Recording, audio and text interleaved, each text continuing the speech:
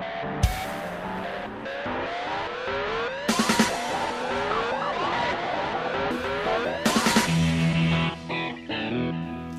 everybody, I'm Thomas Lyons. Welcome to Astrology Tonight. Astrology Tonight TV is a new show starting here on YouTube, but we're going to give you the world from the vantage point of professional astrologers every week here on Astrology Tonight TV right here on YouTube. I'm Thomas Lyons.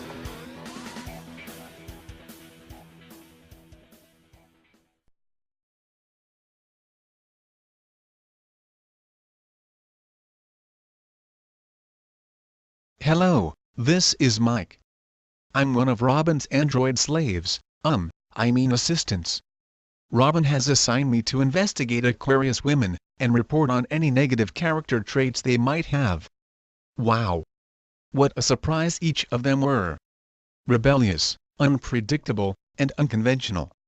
Some people just say not so. Independence is the most important thing, except maybe saving the world. They are very bright, but can truly be the absent-minded professor. Friends are very important, and if she has lovers, they will be friends. She won't date you if you're not interesting enough to be a potential friend. She'll dress like a hippie one day, and like an executive the next. She can pull it off gracefully because she truly doesn't care what other people think. Aquarius women usually have long hair above, and probably none below. Totally commando. Their intellectual nature can make them seem cool. In bed? Creative, inventive, and unpredictable. She'll try most anything if it's not too painful. If you are in a relationship with her, you better be open-minded, because you are likely to happen upon her twisting the sheets with another friend. She's truly not jealous, why should you be? How can you identify her? Here's an example. You're in the bookstore. You spot a tall, well-dressed woman with a briefcase in the magazine section. Then you notice her platinum earrings. The left one is a Reiki power symbol, and the right is a flying saucer. The magazine in her hand is Paranormal Journal. If you want to know more about Miss Cool, Kinky, One of a Kind, email me, mike@astrorobin.com.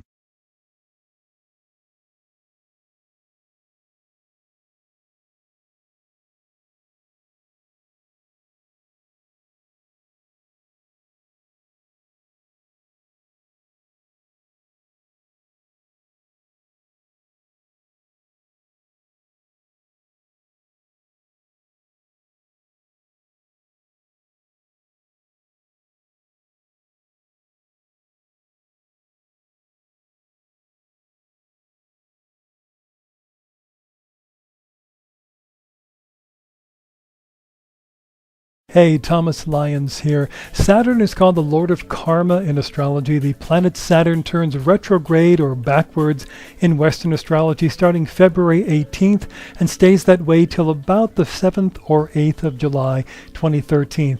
Especially this week, we feel the heaviness of life upon our shoulders, possibly bringing us to focus on the darkest places within us as the planet Saturn is moving through the energy of intensely emotional Scorpio. The time of Saturn in Scorpio was particularly important to those who were born with critical parts of their charts in Scorpio. Tamara will tell us more now about that.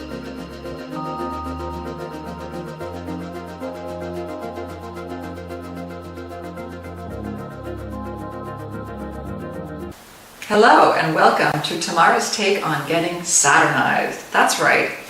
Last week in my last video, I talked about what it means for Saturn entering Scorpio for all of us globally on the collective, some major themes to come. And in this week's video, I'm getting a little more personal, and I'm directing this video at Scorpio suns and Scorpio ascendants, or Scorpio rising signs. Ascendants and rising signs are the same thing. If you don't know it, contact me and I'll give it to you as long as you know your time of birth. So here are some things to expect when Saturn enters Scorpio, if you're a Scorpio sun or a Scorpio ascendant person. And of course, if I have your chart in front of me, I can tell you more specifically about timelines and such, but here are some general trends. First of all, Saturn changes the physical body or appearance. So what this means is that you'll be getting smaller, more muscular, tighter. You'll be condensing, shrinking if you will. Now, this may be because you've taken on a new challenge or priority in your life, and you're not thinking about food as much.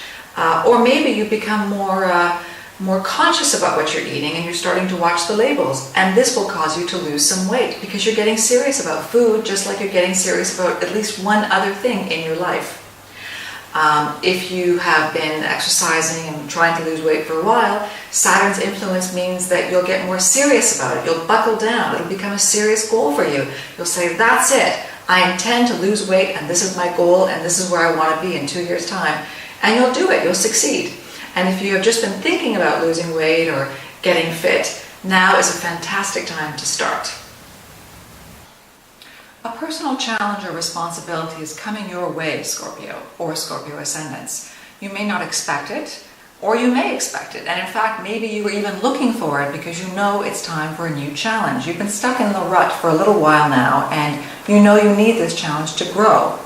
What it's going to do is it's going to show you where you're strong and where you're weak, and you'll be reevaluating yourself, and you may discover, oh my goodness, I really need to work on this. Or you may discover, I'm really quite good at this. I didn't realize I had such strength in this area. So whatever happens, it's a learning experience, and you'll push yourself harder than you've ever pushed yourself in quite some time.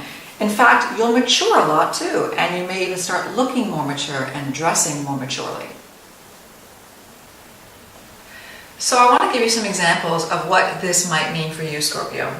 You might start an important new job or undertake some new business. You might get married or take on a mortgage with a new house or maybe even have a child. All these things require long-term work and responsibility and accountability. If you never got your high school diploma, you might say, you know, it's time for me to go back and do that even though I don't need it for my job.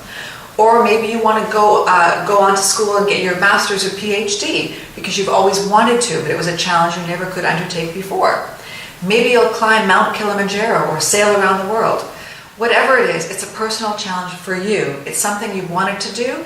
It's something that will really test your limits and boundaries. And it's all about setting new building blocks and a new foundation for the next 28 to 29 years of your life. That's a long time. And when it's all over, you'll know yourself very well and what you're capable of. Just ask any Libra about their last 3 years. If you'd like to know more specifically how Saturn will impact you, get in touch with me. We can take a look at your chart. Thanks for watching Tamara's take on getting Saturnized, and see you next time.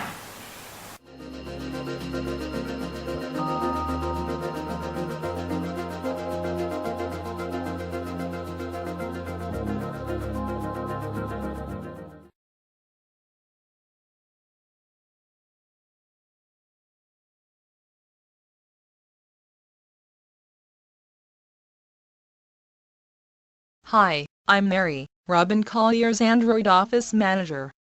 Robin asked me to pass along her astrological advice about the coming Mercury retrograde period. Mercury goes retrograde Thursday, February 23rd at 1:41 Pacific Standard Time through Sunday, March 17th at 1:03 p.m. Mercury appears to go retrograde 3 times a year. Personally, I call these periods MR, short for Mercury retrograde, or maybe mental retardation. Of course, it doesn't really go backwards, it just appears that way from Earth's viewing angle. Here's the basic advice: if possible, avoid signing contracts during MR. If you must do a contract, take your magnifying glass and be sure to actually read the fine print. If you are planning travel, make contingency plans for delayed flights and possible missed connections. If you know that potential obstructions are out there, you can be prepared. If some weird thing happens, you can always invoke the magic phrase, "Oh well, what was I thinking?" It's just MR, and it will be over in less than 3 weeks. Don't screw up and start new stuff during MR. Couldn't it wait for that launch? MR is actually good for catching up on unfinished business, getting reorganized, going on retreat, reviewing those things to be started in the future after Mercury goes direct, and refining those plans. Do not click send without rereading the email. Double check to whom you are sending it.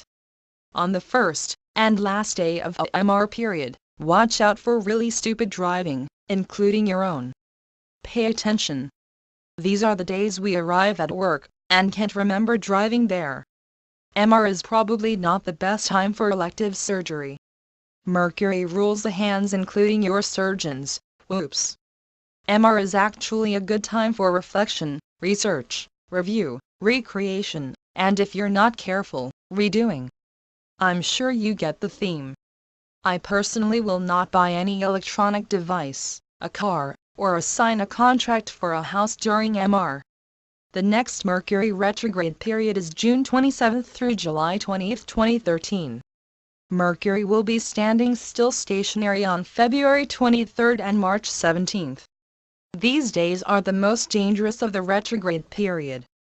Driving conditions due to traffic, with strange unexpected lane changes, and people tailgating will be an issue. If you are traveling this day, plan for the trip to take longer than normal. Stop and rest instead of pushing through. For more information, email robin@astrorobin.com or visit www.astrorobin.com.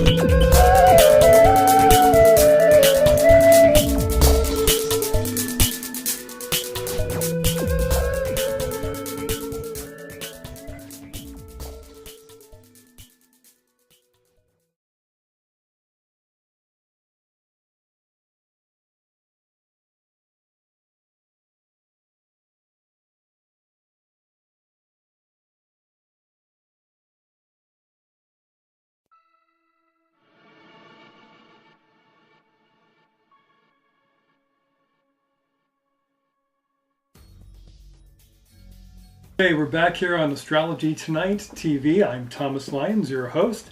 We're going to talk politics a little bit now. That's something we're going to do a lot of in the future shows. There's so much to learn and so much to talk about. But basically, governments have astrology charts too. They have their own birth charts, whether that government be your local town or your county or your city or your state, your nation. Each one of them has its own beginning, just like a person is born, or a marriage begins, or a corporation is founded, or something happens. That moment in space and time is a unique moment known as the birth of whatever that thing is. Now, about a week ago, Kim Jong-un, who is the current dictator of the country of North Korea, the son of Kim Jong-il and the grandson of Kim Il-sung, who was the first modern dictator of this new nation of North Korea. It got me to wondering, how did this all come about, that these two nations separated? Because Korea is one of the oldest peoples, one of the oldest identifiable nations or cultures on the earth. They are thousands of years old as a recognizable culture. The U.S. is an infant by comparison. And so I wondered, how did we get there that these two countries split apart? Well, what happened was at the end of World War II in 1945, the United States, working with the Soviet Union, who had been their partners against the Nazi Germany threat for Europe and the world, they decided to partition the country into a north and southern part of Korea. They created North and South Korea at that time, with the Soviets having a new communist government they were helping to build in North Korea, and the new South Koreans being supported by the Americans and democracy. And I wondered, how is it if these two nations split apart, or became two nations at the same time as ancient nations split apart at the same moment, how is it that their nations were so different? These modern nations of North and South Korea. So I looked it up and I found out that their splitting up kind of happened a little bit differently. What happened is when they established themselves officially as separate nations, as separate governments, that those were two separate moments, two separate astrology charts. They happened about 26 days apart in the year of 1948. And in 1948, South Korea, on the 15th of August, created the new official nation of South Korea. And about 26 days later, North Korea, on the 10th of September 1948, created its official nation, or declared itself an official nation. Now, I don't have a time of day for when they officially became separate individual nations, but they are 26 days apart, which is fascinating because it makes for very, very different charts. Very, very different nations and very different personalities, as shown by the national charts. South Korea was born, interestingly enough, with the planet Uranus, an 84-year cycle, at the very last degree of Gemini. Now again, as I said a little earlier, when a planet is the very last degree of something, there's a culmination and a completion of something. Something, often a major shift or transformation of some kind, happens just as you're about to move into the next sign. Well, Uranus, the planet of revolutions and radical things happen in the very last degree of Gemini. Gemini is the twins.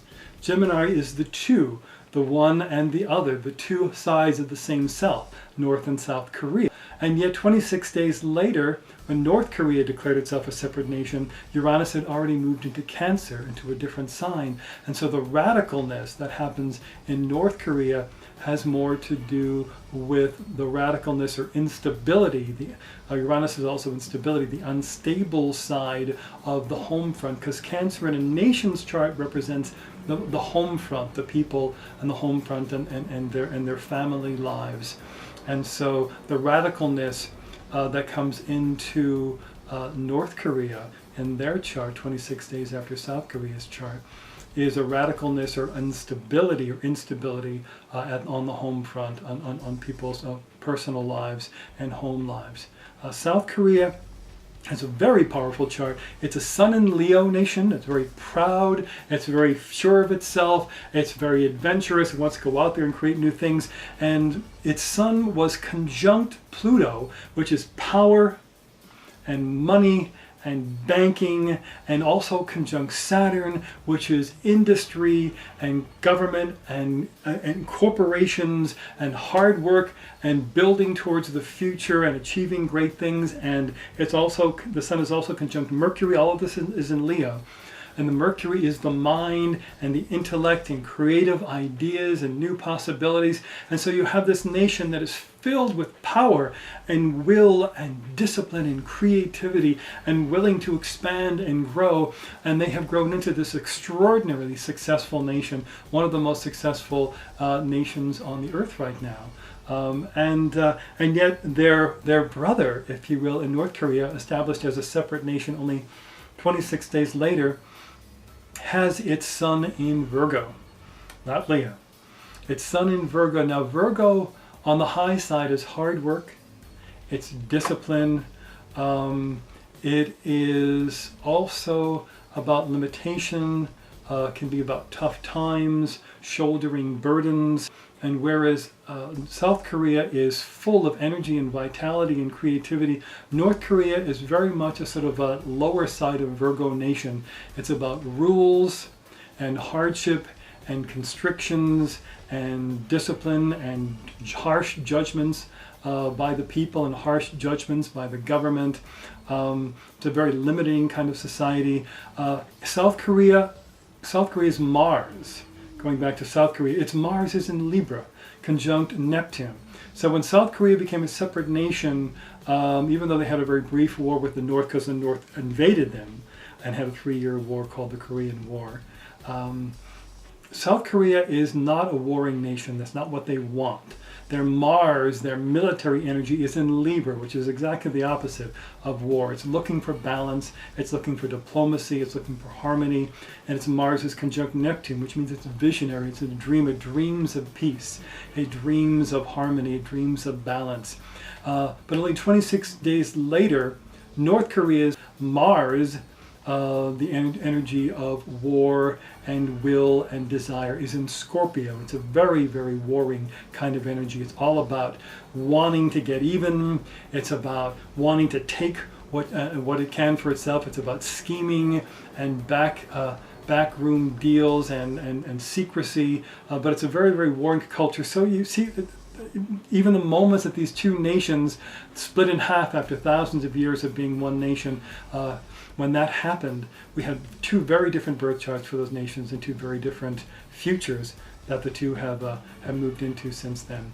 I did take a quick look at the chart for Kim Jong-un. I was going to talk about that and see what it looked like for what he was going to be doing for the nation. But then I discovered with a little bit of research that the North Korean government has given an official birth day for this particular young man as January 8th, 1984, but there's a lot of rumors that he was actually born sometime in 1983 and that they had their own reasons, perhaps Chinese astrology, for choosing and making him January 8th, 1984 instead of sometime back in 1983. So I'm going to leave him alone for now. But what I can guess on as far as Kim Jong-un's immediate choices for his nation is there are rumors that he's been heard singing the Taylor Swift song, "We Are Never, Ever, Ever Getting Back Together." So as far as the North and South getting back together again, if that song has any meaning, it doesn't look good right away.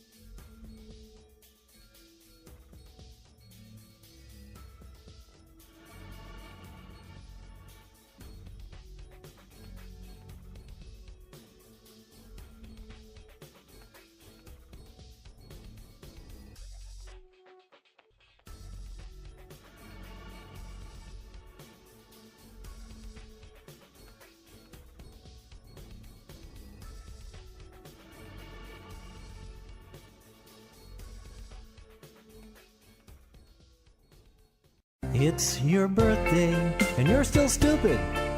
You're just another day closer to the grave. Death at your door, breathing's a chore, Malox is long.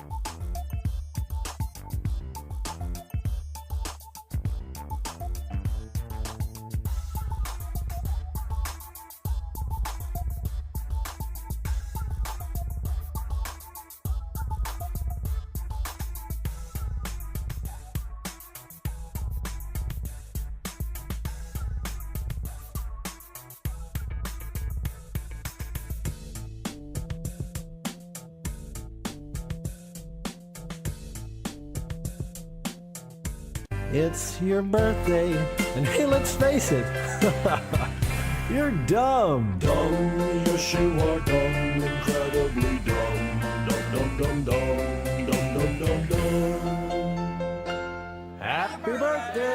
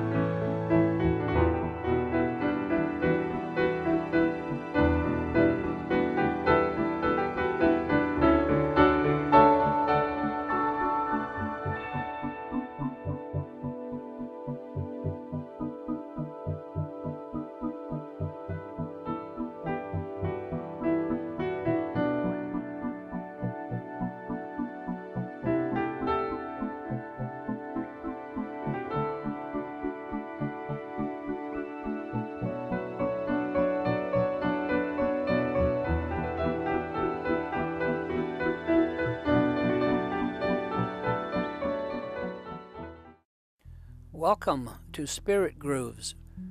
My name is Michael Earlywine, and I will be your host today for this program about the outer planets Uranus, Neptune, and Pluto, and just how they reflect on life initiation and rites of passage. At the end, I will show you where you can get some free books on this subject. Although this section is not primarily material on outer planet interpretation, it would be a shame to leave you without at least a quick tour of that realm.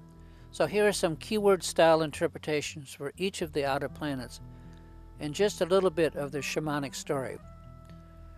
Starting with Uranus, I love the phrase, to see eternity in a grain of sand. To me, that represents Uranus, because Uranus represents our keyhole beyond day-to-day reality into the future.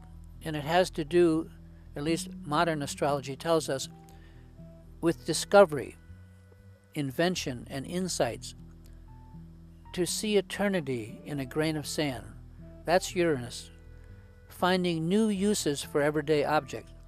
It's come to stand for anything out of the ordinary, the unusual, eccentric, unconventional, novel, and innovative. It also brings independence, rebellion, and revolution. It's certainly the opposite, reverse, and the undoing of Saturn. And Uranus has a journey. Uranus is the first planet beyond the Saturn cycle, and it brings the first glimpse of the breaking up of this Saturnine grip on us. So there are flashes of insight, flashes of recognition, brief glimpses of the more general awareness that is yet to come. Through Uranus, each bit and part of Saturn's physicality becomes a lens through which we can peek and see a glimpse of eternity, this eternal process of awakening that awaits each of us beyond time or Saturn.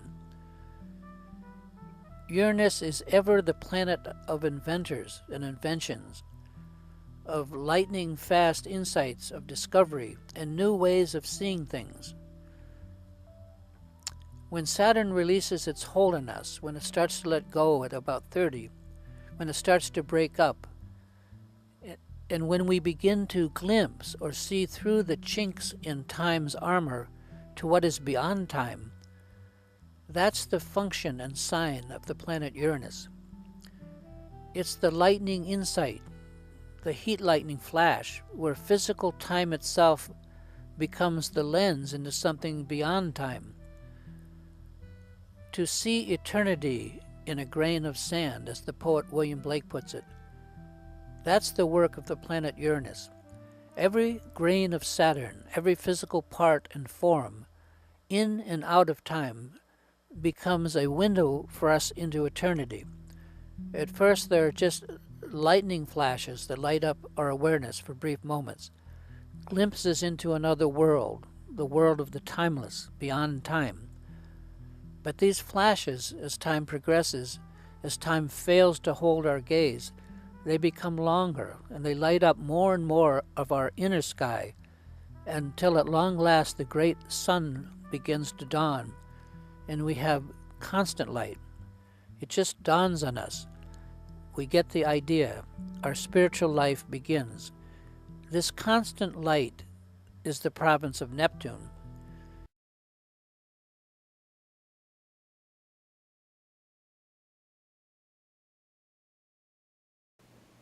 Thanks so much for tuning in to Astrology Tonight TV, astrologytonighttv.com. With new stuff next week, and please check in during the course of this week and recommend it to your friends. Astrology Tonight TV at astrologytonighttv.com if you want to check out our astrological services available to you. I'm Thomas Lyons. We'll see you later. Bye.